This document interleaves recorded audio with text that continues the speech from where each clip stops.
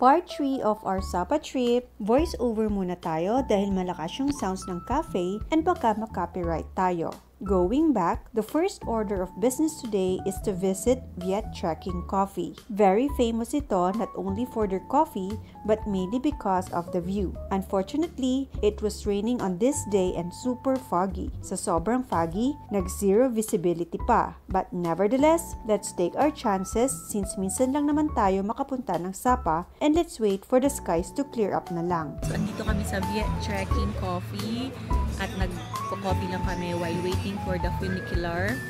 Kaso, ang foggy, kaya hindi mabigyan ng magandang view.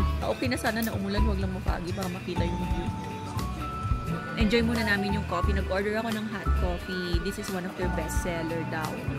Tapos kay Javi naman is iced coffee. Nag-iced coffee siya maski umulan kasi made in ano daw to? Cacao? Cacao ba? Actually, masarap din siya. Pero mas prefer ko yung hot na kasi nga umuulan. Sa Pilipinas, more on iced coffee ako. Okay, so pakita ko sa inyo yung view na walang view. So, yun pala is Lado Homestay. Yung sa baba niya, coffee shop din yun.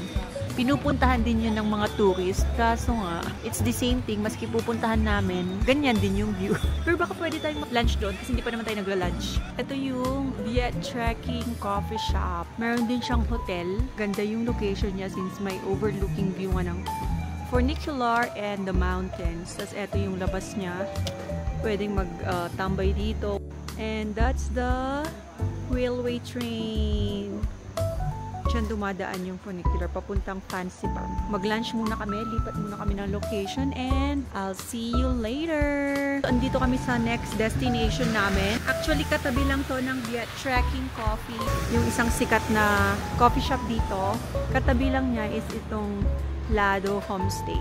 Tapos dito sa baba, yung kanilang restaurant and then coffee shop. And then, I will show you later yung view naman sa labas. Ito yung lobby ng Lado Homestay. Thank you! We want to stay outside. Hopefully, it will not rain. It's been raining the whole day already. Ito yung kanilang view. Maghahanap muna kami ng spot where we can eat. Hi! Because I don't know what to order. I will translate, okay? While waiting for our food, chill muna and mandatory picture.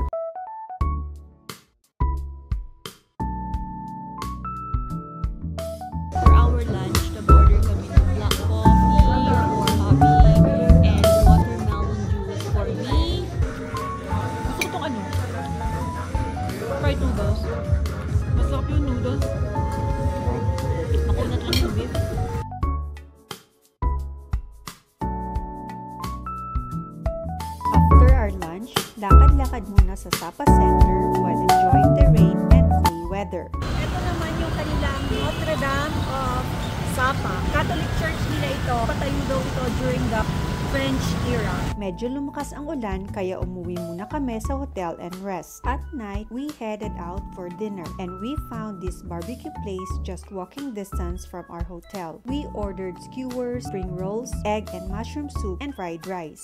Kain tayo ng dinner. Enjoy muna namin ang food. That's all for now. See you on the next one. Agyamanak!